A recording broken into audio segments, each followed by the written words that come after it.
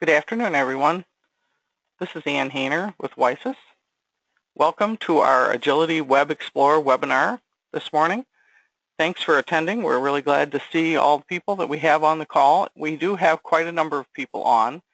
So if you have questions later, because we will take questions near the end, the questions should be entered into the little console window for GoToMeeting. You can start entering those questions at any time, and then when we're finished with the presentation, we'll take those questions and answer them so that everybody can hear them. You should all be muted, so you will not be able to speak unless we individually unmute someone. So again, thanks for attending. We appreciate your time. We think you're going to be interested in this new product that we're going to be launching later this year.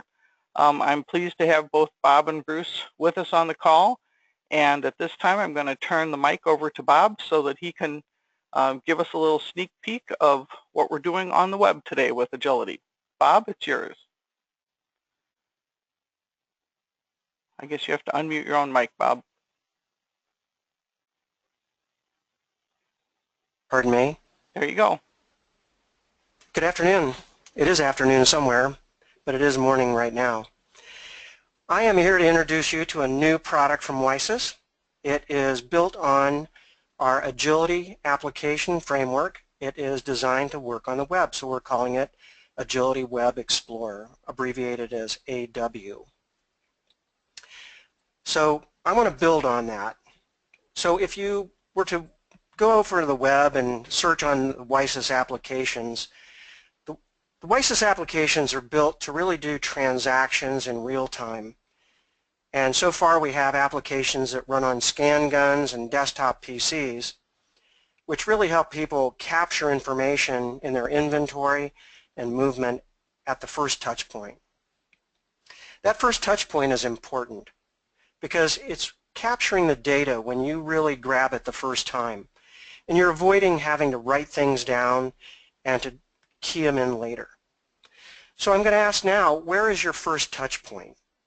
And sometimes that first touch point may not be on your desktop PC or a PC out in the shop. Maybe it's just not even on a scan gun, but what if you had a different device, in any place that could run and do transactions in Macola? So that's what we're going to talk about today is advancing to a new touch point. So there are a lot of things that are smart. I wanted to take a look at something, and I have a problem that this Agility application is so hot. So let's take a look at that. Everybody's been talking about Internet of Things. You have your smart TV. Check out my fridge. It's pretty smart. But what's really interesting is how hot Agility is. I have to keep my Agility application on my tablet in the fridge because it's absolutely so hot. We're going to take a little bit more look here, but let's get started checking out Agility and how it works. All right, a little levity there, I hope. The Agility Web Explorer.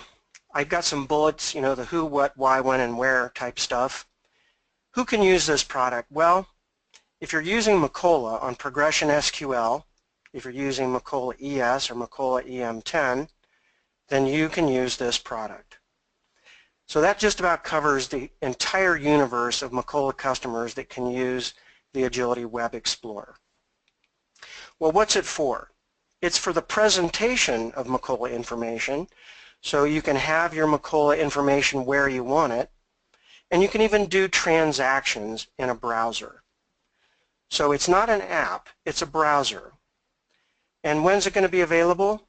Well, we're hoping it's going to be fall this year, at least fall before it snows in Ohio. Where will it work? It works in a browser, as I mentioned, on a PC, a tablet, or a smartphone. So sometimes you get those big smartphones that are 7 inches and almost barely fit in your pocket. Those are pretty handy for looking at data anymore. Why might you need it? Well, because you're looking for a device that's beyond your PC or a handheld scanner. We have people many times that ask us, can we run this application on something else besides this or that? And so the answer is going to be yes today. And how does it work? The Agility Web application is designed to work inside of IIS.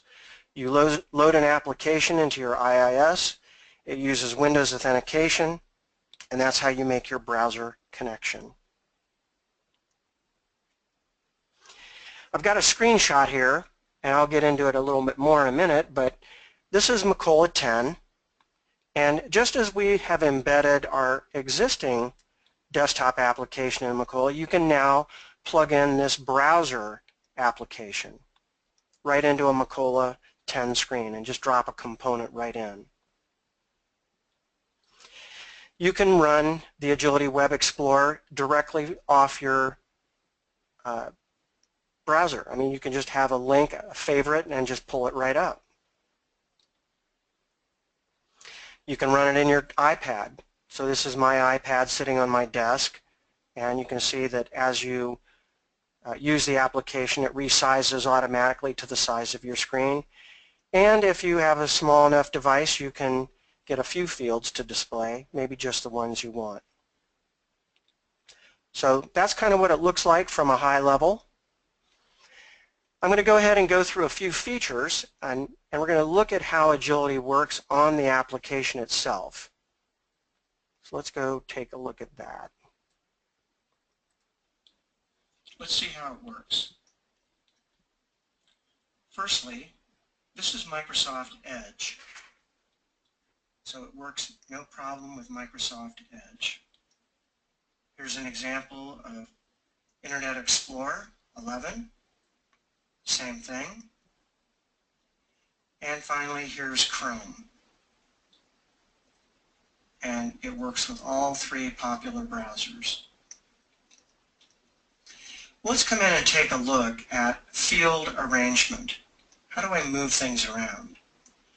Just like the original Agility on the desktop client server, you can drag fields around.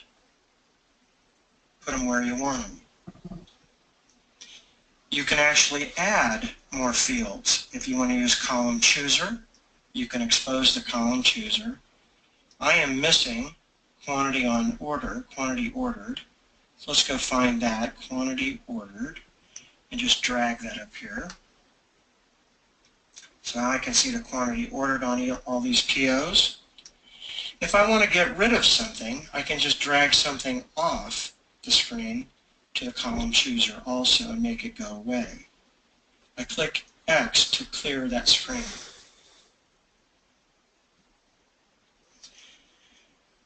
If I want to filter, there's a number of ways to filter.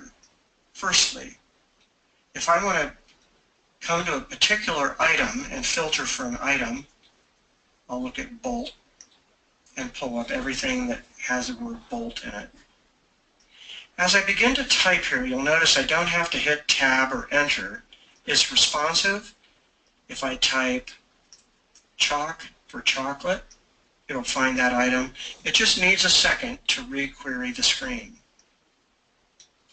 Down at the bottom, I have my active filter, so I can see what that looks like. I can actually build more filter information here if I want to even refine it.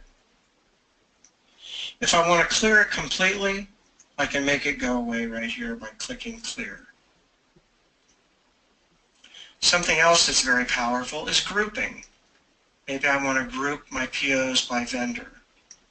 So quickly I can do that right here. And then I can look at individual vendors and see their information. If I'm done with that, I just drag the vendor number back to the screen and the grouping goes away. Let's look at editing a column name or maybe changing how things look on the screen. Maybe item number, I want to add the word SKU. So I'll come up here to Layout, choose Column Editor. There are a number of things that I can work on, but I want to find the particular field that I want to change its name. I'll find item number and just click it, and I can come in here and change it, SKU. You'll see as I tab off or move off that field, it's letting me know something has changed. If I exit out of here, nothing will happen. But if I click Save Changes, it'll write that change, and when I go back, close Editor, you'll see that my SKU is now on the screen. Let's look at another core feature, which was related to browsers being responsive with information. If I go for a smaller screen here, you'll notice that the browser app will resize to the size of my available area. I'll get 3 dots here in case I still want to see that information. But if I have a smaller tablet or a phone, the screen will resize automatically to deal with that responsive situation. If I maximize, it'll go back and I'll get all my information again. There's a way to look at this as either horizontal or responsive. If I go to horizontal and I make my screen a little smaller, you'll see I have a thumb bar here that I can move things around.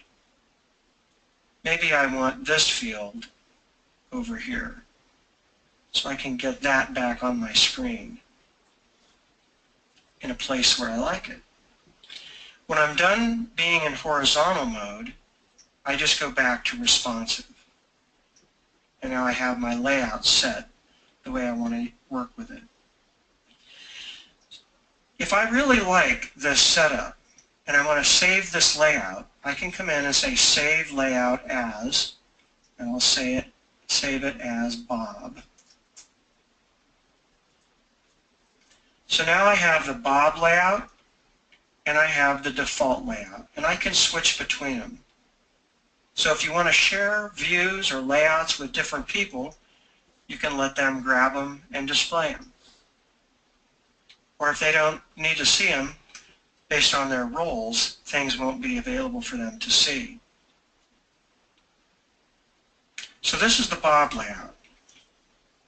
What really sets Agility Web Explorer apart from other browser apps or BI tools, business intelligence, or maybe just a view of the data like a Crystal report or maybe an SSRS report, Agility Web Explorer can actually do Macola transactions. Receive 20 more. I'll change the date, put in the bin,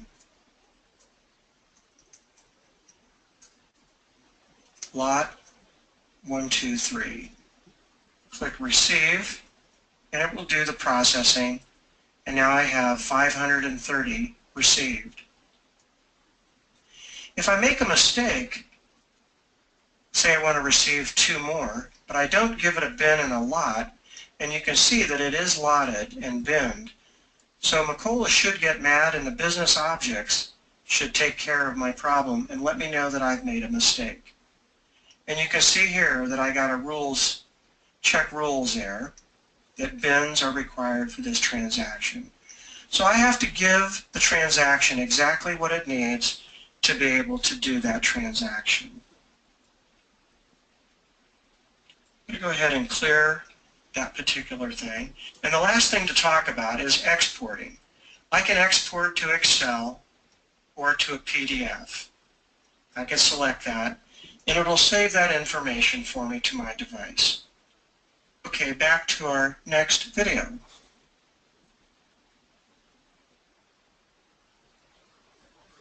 All right, how'd that look? Pretty good?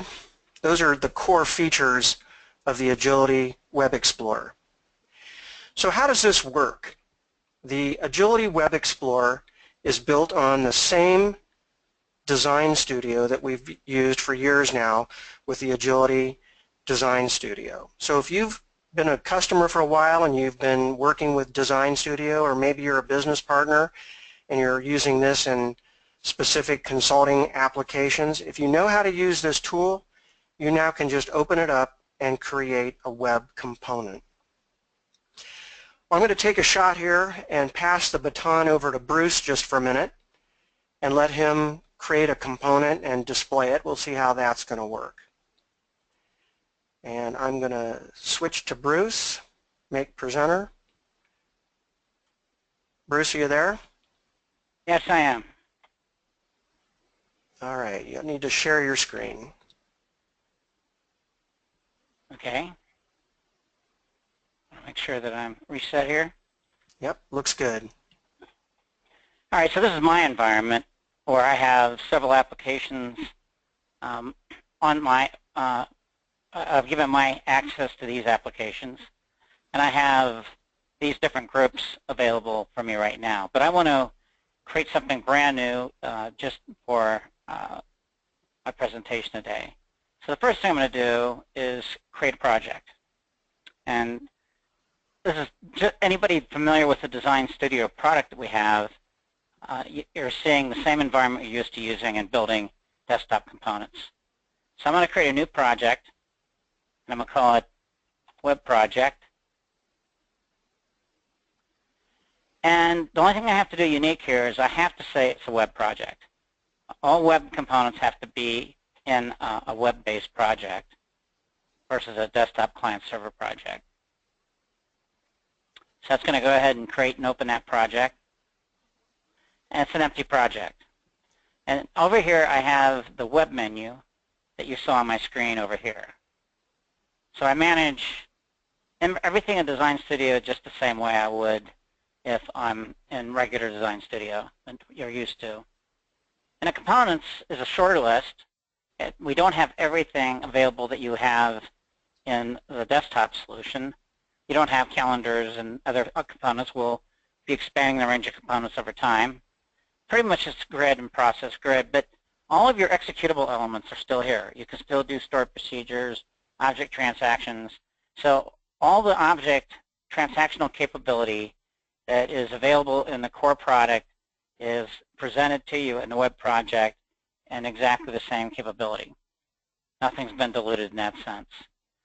So I'm going to create a new grid. I'm going to call it Bruce's grid. And I'm going to give it an icon.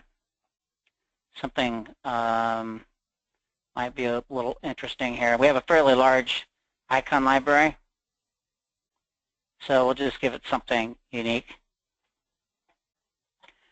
And all I'm going to do is come over here and do something very simple. Select asterisk from OE ord header underscore SQL. But I'm going to just select certain fields. Typically, when you do a web project, it's probably good to keep your number of fields to a minimum because of the display time, but you can select more columns that would fit on the screen. I'll show you what that does. And we'll select a few fields here that maybe more than we need just to show you what happens when you have extra fields. And then the one extra thing we have here is a key. You have to give it a unique key to the grid, which is usually the primary key of the table you're selecting from. It's pretty obvious. And now we have Bruce's grid.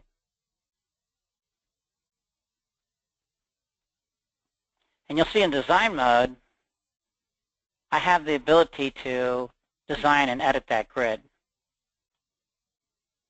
But let's do this. Let's create a new group, and we'll call this webinar.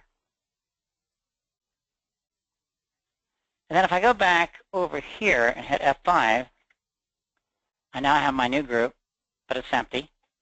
And this, the nice thing about web development is it's incredibly dynamic. You know, I don't have to shut down the browser and reopen it. I just merely refresh with F5 and all the changes I'm making become available. So I'm going to drag my grid over here with a distinct icon. And now we have Bruce's grid over here available for editing, just like I had over here inside. So I could either edit the component here, completely, or I could just go over to my web application. And now I have a lot of extra fields here. I put some extra fields. You can expand and see those in responsive mode. What I'm going to do here is I'm going to create a new layout because I don't have one yet. Oops. Called default.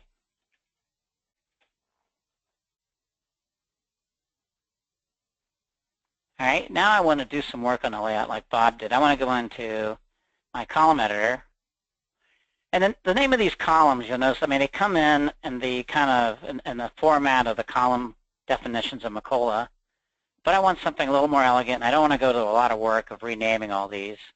So we have something as a repository that's part of Design Studio if you're used to it. It's the same in regular desktop Design Studio. I just reformatted all the columns. So I'm going to close the editor, and now the columns are all formatted. But I have more columns than I really want to display, but I want to give the user access to them. Maybe they want them for different layouts that they want to do. So I'm going to go into horizontal mode, and then I'm going to go into column chooser, and I'm going to take the apply to number off. I'm going to take the enter date off. I'm going to take the couple of the build to addresses off.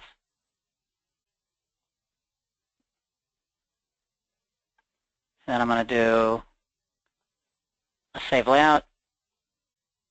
And then I'm going to display responsive, and my design work's done. I can drag columns around as well. And if I actually collapse this here, I pick up more columns. So actually at this point, all my columns are now available to me. So that's what it takes. I mean, it's a lot of the same familiar capability that you've done in Design Studio. So that shows you how easy it is to just use our desktop toolset products in Design Studio and actually now have the ability to either publish to the desktop or publish to the web. That's it, Bob. All right. Hey, Bruce, thanks.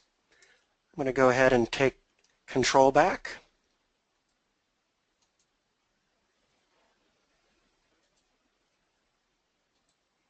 Okay. We'll carry on. So that's a little bit about the Design Studio. So a couple of things. I wanted to concentrate here on some practical application of how these applications could work for you. So this is new stuff, new territory. And as we begin to create some components for demonstration, it's really important to get some feedback from folks like you about how you think you might want to use the web apps in the field. Because regardless of what we create, it's all about what you guys want to do to make your businesses faster, smoother, and more responsive. So the first business issue that I've put together here is regarding PO receiving. So I was visiting a customer not too long ago, and of course we were going through the handheld applications and things like that and doing PO receipts and printing labels. And then they said, well, we've got a warehouse that's across the street, maybe a mile down the road. And this is one of those lights out type warehouses that they just deal with overstock. They get product in, they don't have room for it, they needed extra space, so they keep it over there until they really need it at the main office factory. There's no Wi-Fi. There's barely even a light to turn on when maybe there's nobody there for a couple of days. But when material is received, they were thinking, wouldn't it be great if we could just go over there and begin to do transactions that way on a tablet or something. So what if you take your tablet that either has a cellular connection, or maybe you just tether it to your smartphone so you can get an instant hotspot and be able to try and do some transactions. So what I'm going to do here is I'm going to display my, let me see if I can get rid of the background here. So this is my physical iPad. I'm using Air Server to display what's actually on my iPad. And you can see there's a menu here to the left that Bruce was showing you. If you touch that little grid button there at the top, you can get more real estate. If you go to the directory just for PO receiving, purchase order stuff, you'll just get the PO stuff that's in that group.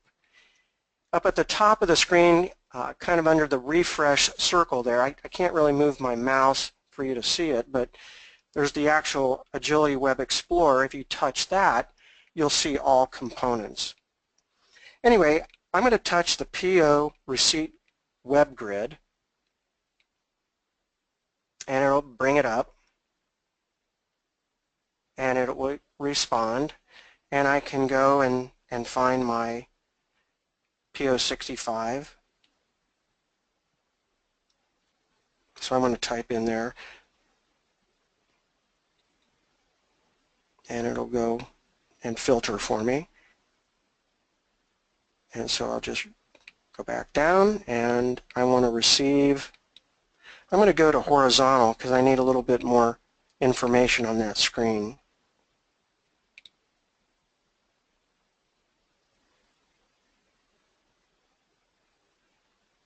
See if I can get that to work the way I want. There we go. When you go to horizontal, you don't get the thumb tab with the iPad. You just can scroll around. So I'm going to double click that and get my receive quantity. I'm going to receive 10. And that's a good date.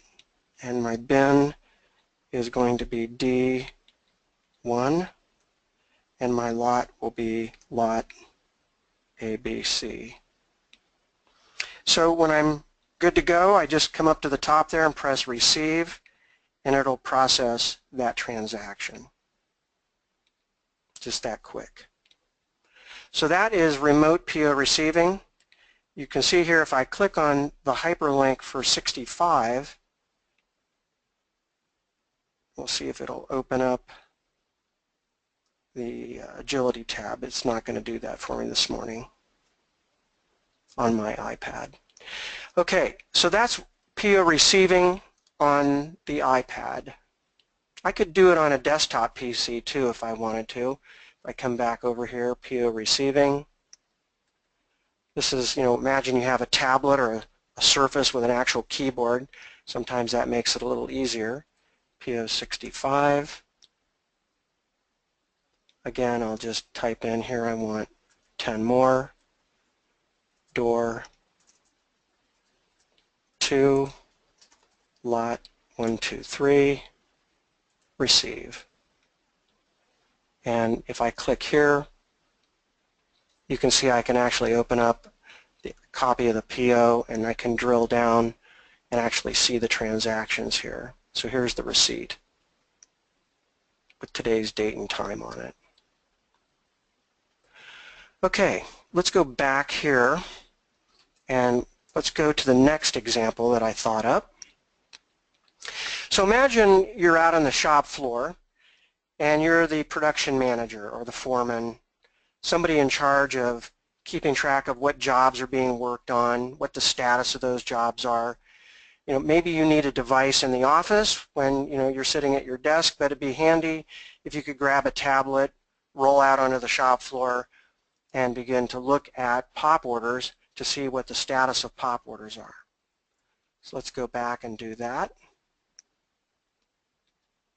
So I'll go ahead and open that back up. So here is pop orders. So you can see here quickly if I want to see if there's I want to look at all released orders, something like that. Maybe I want to come down and look at a different one. Maybe I want to see ones that had an issue done against it. Or maybe I want to see those that are unreleased, if I have any unreleased ones. I don't. So just that quick, I can spin through and look at orders. You'll see here there's some hyperlinks. If I go to this one for 57, this is the one that was using the chocolate. You can see here I can actually drill down and see the production that's been reported against it. And if there are dependent work orders, you can actually click that and drill down into dependents and see what's going on with those. So here's a couple of pop orders that have actually been completed. So as much information as you need in your shop, it's pretty easy to build the grids based on what Bruce showed you, but you can actually build quite a few different links into different things so that you can see what's going on. All right. And let's go back and talk about another business issue. So we had this idea of what if you wanted to give limited access to specific people that needed just specific limited information for them. Maybe your suppliers over in China need to be able to interact with you and have some visibility on the POs that you've released to them, and they could do some confirming. What about customers? Maybe a specific customer is special to you. Maybe 40% of your business is with one customer, and they want more information, and you trust them, and you give them a little bit of access to log into your server and display just what you want them to see. Maybe a sales rep. Maybe a sales rep's in the field.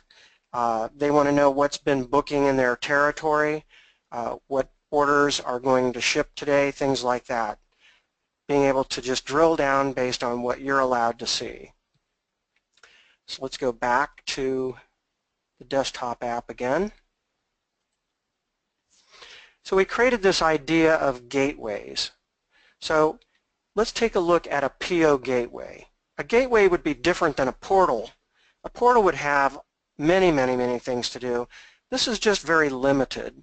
So you'll notice right now I'm logged in as BHawk.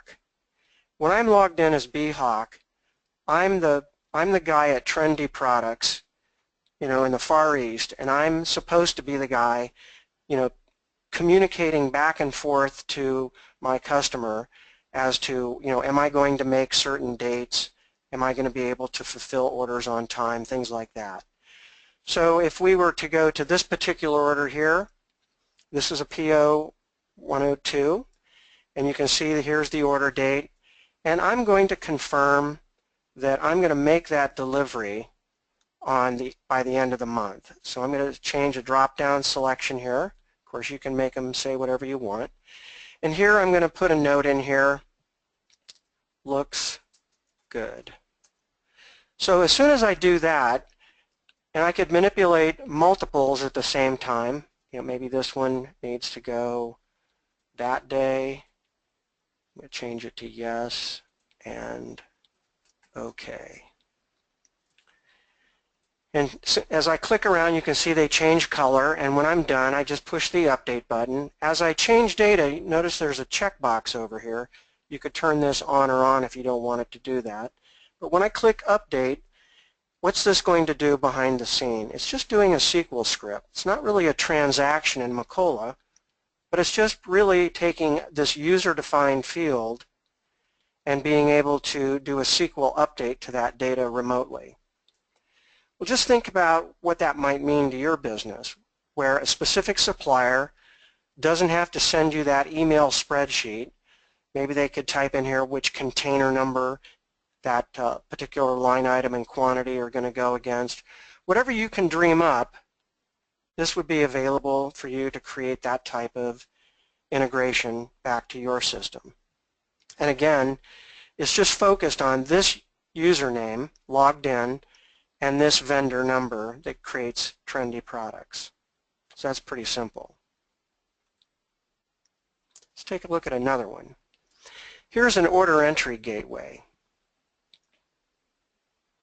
And this time, BHawk is linked to this customer. So now I am a guy that works at this customer, and I want to come in and be able to see the status of my orders. So I could come in here and drill down and look around, check earliest line date for receipt and things like that, to be able to see I want to see all the orders that are just book status. So here maybe book status means something that we could train the customer to know what that means, or we could change the words there. But this is just a real simple way for a customer or maybe a sales rep to come in and see deals in his territory, customers in his territory linked to him. Very simple. Okay, so those are 3 examples. We had the PO receiving at a remote warehouse. We had the POP activity out on the shop floor with a tablet, and then the idea of using a gateway, setting those up. All right. I think at this point we're ready to move into Q&A. If Ann, if you'd like to take over for a few minutes and direct the questions and answers, we'll all participate with that.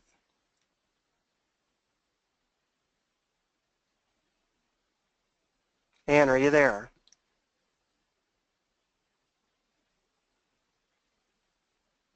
Ann, are you muted? I'm here, Bob. Thanks very much. You did such a great job that there aren't a lot of questions, but I do have one from Kevin. Kevin wants to know that if you use other devices, does it still require a seat license? Okay, that's a good question. The WiSys applications today, if you use a handheld scanner, that's a device license. If you use Agility on the desktop for shipping or doing viewing of your information, that's called a WiSys seat license. As we begin to roll out web user licenses, those are actually a new license called a web seat, web license. And that's going to be a named user. And just so you know, everybody on the call today, when you update and get this product, just because you participated today, your company will get 1 user license to try out. And each user license after that, you can either buy a 5-pack or you can get them one at a time if you want to do that. And we haven't 100% set the price yet, but it'll be very similar to our current seat pricing. But you guys, because you gave me your time this morning, we'll make a note of that, and you'll each get 1 user license to try out and see how it works. Kevin, does that make you happy? Hope so. Remember that you can put your questions into the question chat on the little console for GoToMeeting. Let's see, now we do have some other questions coming in. Neil wants to know if the one-step POP backfill function would be provided. They're doing that with the WiSys POP desktop today, but it looks like he's thinking about moving it to a browser. So what about the POP backfill application? Well, I think a couple answers to that. I don't know if there's a POP backfill. He's using that desktop app. A lot of the desktop solutions that we provide and out of the box Agility will be quite limited on the initial release of the web product because we're not quite sure what all people want to do. In terms of the backfill object call, that's just the standard part of our object library. Everything that's functional on the desktop is functional on the web transactionally. So yes, transactionally it's available. Okay. Peter would like to know if you can pass a parameter to a grid like you were showing for portals. For example, could I be in Salesforce and access a grid of orders from a customer record to view just that customer's orders? So can you pass a parameter? Yes, you can. Okay. It'd be a part of the URL. Okay.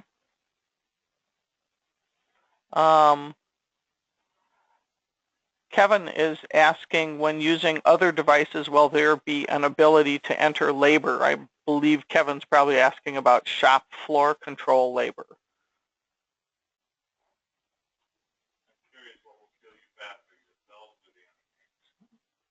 Bruce, that one might be for you. Yeah, I think it is. Well, remember, if you can create a grid, and that grid is going to display information, and you want to be able to use the business objects behind, all the WiSys business objects are going to be behind there. So okay, but we don't, okay, first, we don't have a labor object. We we can do shop floor transaction objects. We have all those. The labor would have to be handled separately, and then the shop floor transaction would have to be called in the background. But again, anything you can do in a desktop transactionally, you can do on the web.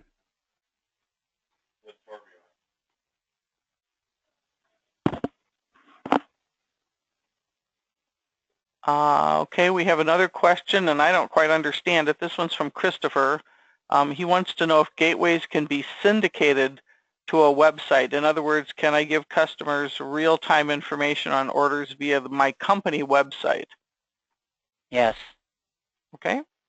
Yes, and to clarify that, we pass the username into the grid. So your login name from your Windows authentication, basic authentication would be passed into the grid. Then you could filter data down to that based on that username coming into the gateway. Or you could just give them access only to their own specific grid, which is restricted to their data, either way. Okay. Michael says, we use dynamic CRM. Is there an ability to embed the web tool in an application like that? I think that's a good point. Let me segue a little bit to sharing my screen again. I got an idea here. Embedded EM10? Well, not just that, but if I want to use maybe one more point to bring out about the Agility web application, it's working with SQL data. When we do WiSys transactions, we're doing those with our business objects that's embedded into the system that are there for you to use.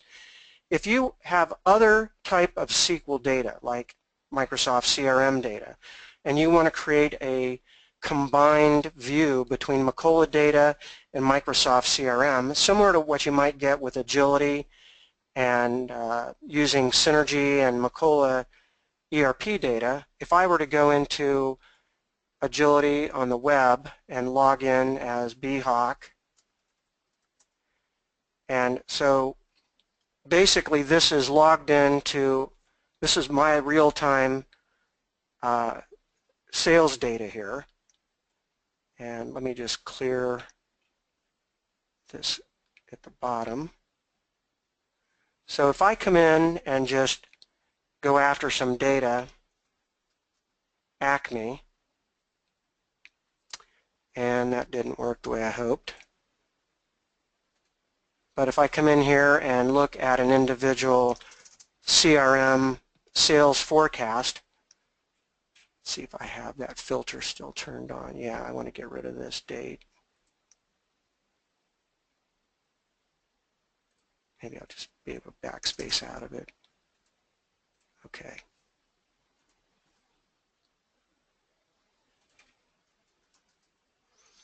If I come in here and get Acme Blasting Company, and I log in again, now I'm going to log in to our actual Synergy app.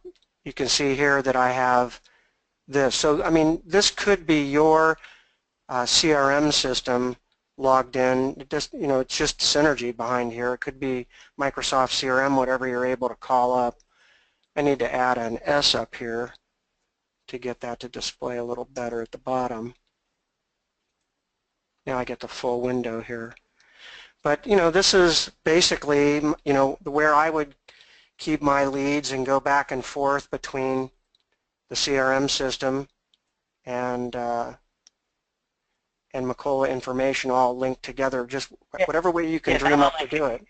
Not only could you build a URL and call our screens passing data to us, but or you have the ability in a grid, like Bob just did there, to actually build a URL which we did in SQL for the Synergy site, and then call another web page with a constructed hyperlink from the grid.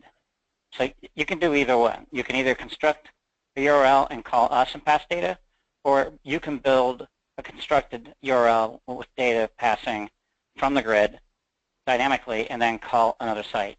So you can go, that's the nice thing about web. I mean, you can call Google Maps.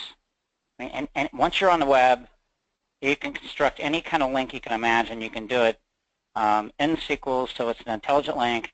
and it's dynamic by the data in the grid, and the possibilities are somewhat endless. Yeah, so if you want to link into other web services and be able to, go after UPS data or FedEx data on the fly, whatever you want to link in there is possible.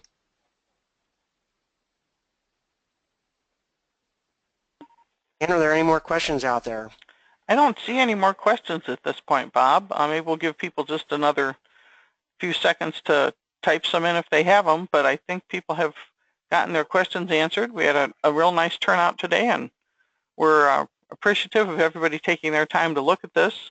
As Bob said at the beginning, we hope to be launching this later this year with our next release, which is 566, and we have that targeted for the fall time frame. In the meantime, if you've got questions, you can contact Bob, Bruce, or myself, or check on our website. We'll be blogging about this and other things of interest to you. We are also doing kind of a facelift to the Agility Explorer product that'll be out in 566. I think that's about it for today. Thanks for attending. We really appreciate your time. Thank you. Thank you. Bye, everybody.